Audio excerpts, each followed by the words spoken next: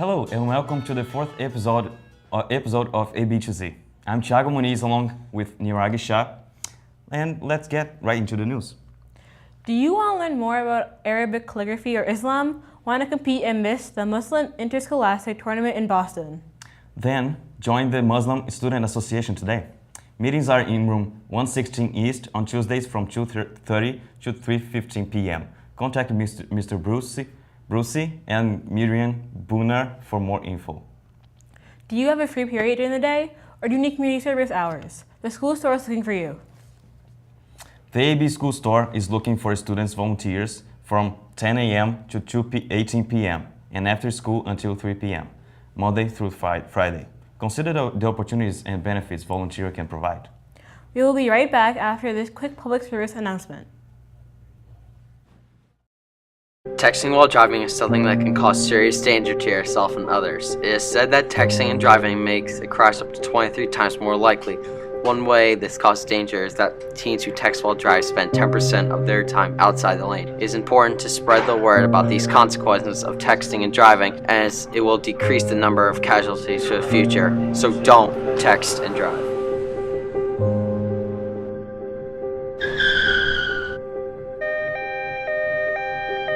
Don't text and drive. If you are a senior, you should consider joining the Principal's Advisory.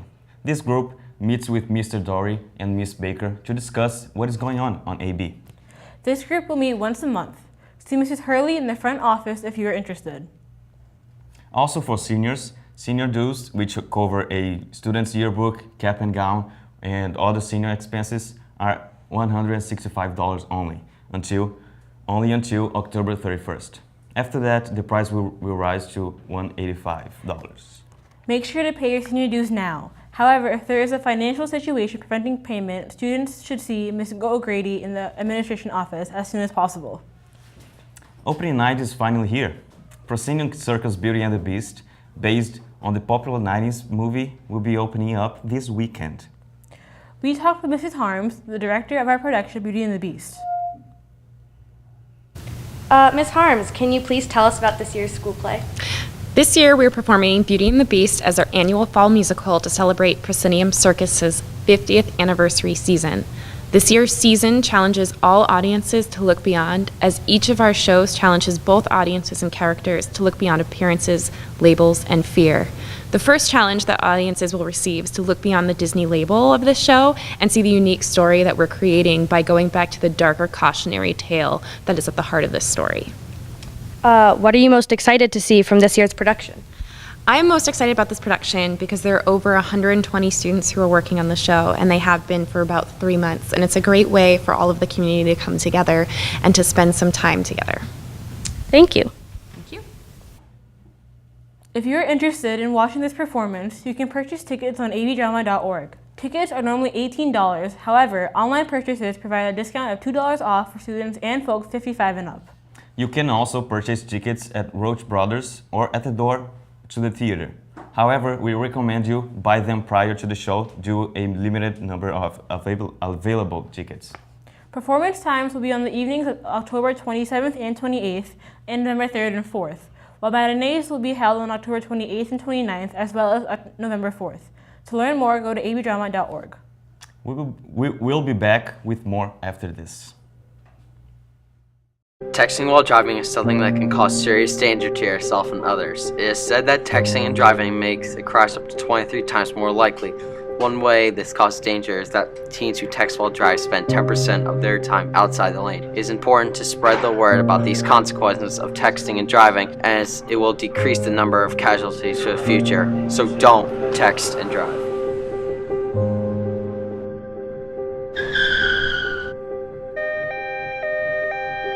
Don't text and drive. Last month marked the start of Mr. Larry Dory's time as our new principal. And recently, I had a chance to sit down and talk with him about how he came to be the new principal and what his goals are for the future of the school. I started at Acton Boxborough Regional High School in 1994.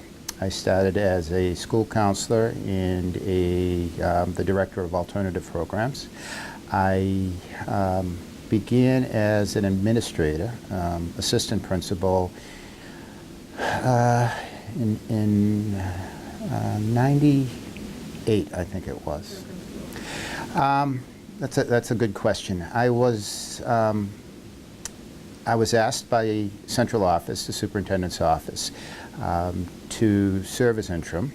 The reason why I was asked had to do with timing, I think, more than our goal as a administrative team this year is really centered on building personal relationships, and most of the goals or objectives we have center around that. So we're doing things like senior luncheons, where we're going to invite every senior down on Fridays through the course of the year. I don't have any long-term changes at this point. We have a long-term goal that's centered on student wellness, and there are a lot of things that are going on and are going on in the future centered around student wellness.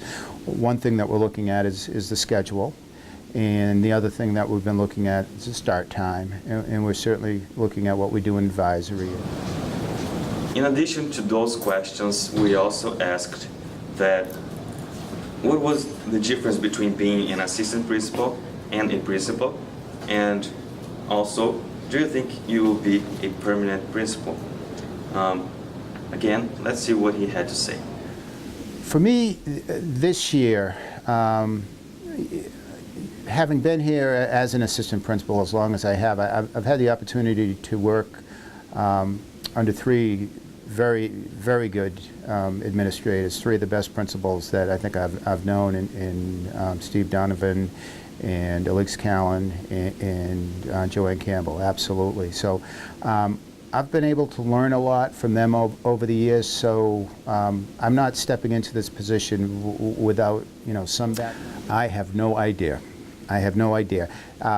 This school system needs to focus in first, I think, or may focus in first on the hiring of a superintendent, and then they'll have to focus in on the hiring of a high school principal.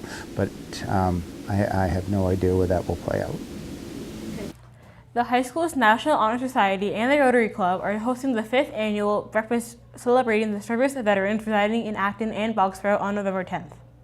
A $55 donation will sponsor a table of 10 veterans and will go towards honoring more than 900 invited servicemen and women.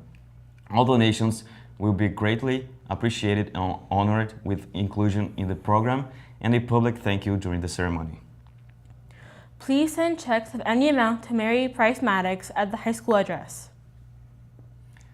Junior Ranking Day will take place Tuesday, November 7th this year. Start thinking about forming teams of 2 to 8 to volunteer from 10 a.m. to 12 noon on the day off. Sign up individually or with a team. This will be a great opportunity to earn community service hours. Look out for more information in your AB Schools email. Window Seat, Acton Boxborough's Art and Literary magazine, is now accepting submissions for our first issue. The deadline for submissions is Monday, November 6th at midnight. Seniors have until Monday, November 13th due to college deadlines. The Interact Club will be hosting a school supplies drive to benefit kids in Niger. Possible school supplies donations include notebooks, pens, pencils, and binders.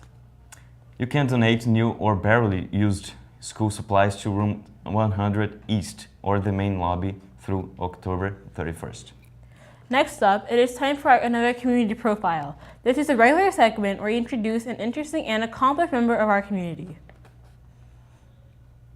In this week's profile, we introduce you to a local attorney and basketball official who, after seeing too many close friends lose their lives to cancer, decided it was time to do something about it. Here's Jared Roy with the story. A basketball court, where it all started. Longtime referee Lou Levine decided to take the money he made on the court as a referee and give it where it's needed. Hey, can I have your attention, please? I'm raising money for Officials versus Cancer. In the last 3 years, I've raised over $150,000 doing this. I donate all my game fees. I donate today's games. I've donated over 700 games. If you'd like to contribute, I'd appreciate it. It's voluntary, has no effect on the game. We then asked Lou about his reffing career and donating. I've been reffing probably for 21, 22 years before I did this donating for raising money for cancer. The national organization is called IBO, International Associations of Accredited Basketball Officials. They had, previous to me deciding to do this, they had a campaign, Officials versus Cancer. And so I became aware of it, and I said I would get involved. And I got involved. The first year was like already in the middle of the season, and I really, I donated a bunch of games, but I didn't do much more. The season was probably a good way over when I even thought about doing it. And then it was the next year and after that that I, pretty much, made it a substantial effort.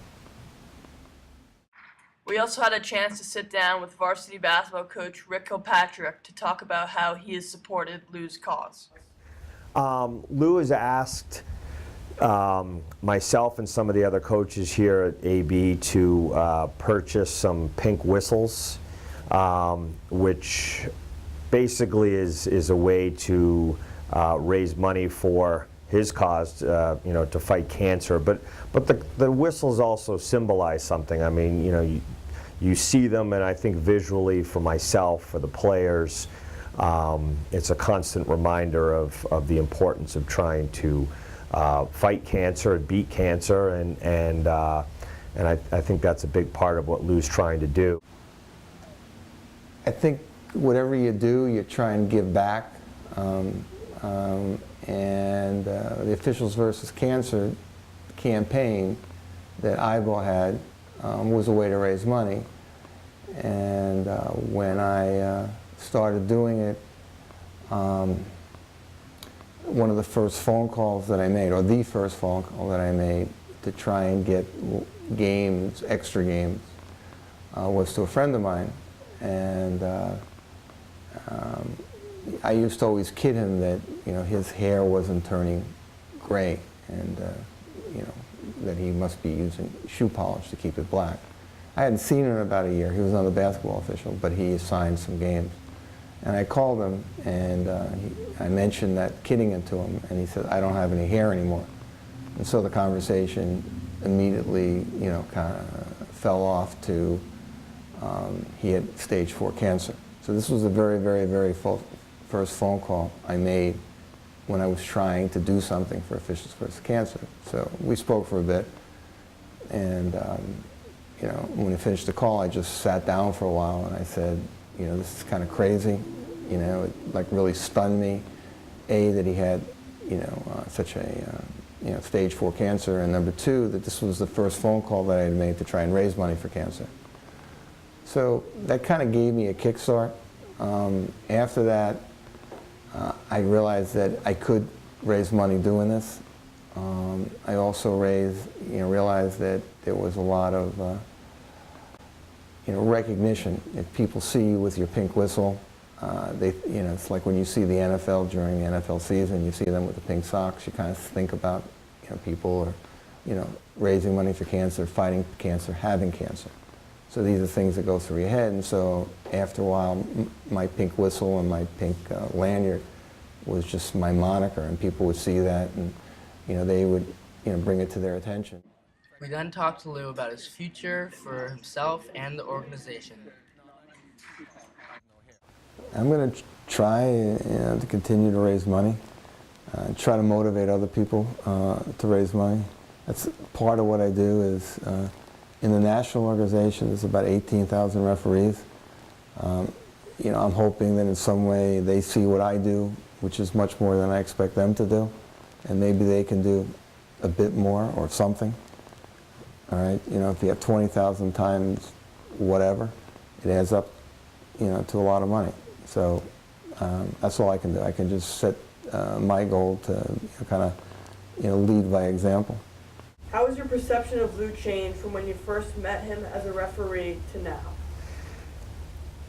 You know, I've always liked Lou, and I've always respected Lou as an official. He's officiated for a long, long time at all different levels, and still does at the varsity level. And I think he's also officiated soccer for a long time. So, I've always respected him as an official and someone who's really involved in the community as well. But what he's done these past few years to raise as much money as he has for cancer has just kind of brought myself to a greater level of respect for Lou, and to be that passionate about something that is that important, is just it's remarkable, and so I see Lou as a lot more than just an official and as a friend, which I have for a long time, but now also as someone who's truly trying to make a difference. Thanks, Jared. That is a great story. Niragi, would you like to know something very cool? Of course. Well, this high school is looking to start a spring rugby team. Well, if you are interested in playing rugby for the school, make sure to go to the meeting after school on Tuesday, October 31, in Steve Martin's office. 30 students are needed to make a team, so spread the word. What a great idea, and what a great way to finish the show. That's it for this edition of A B to Z, as we leave you with a drone view of the marching band at last Friday's football game. We will be back next week with an all-new show. I am Thiago Muniz. And I'm Niragi Shah. Thanks for watching.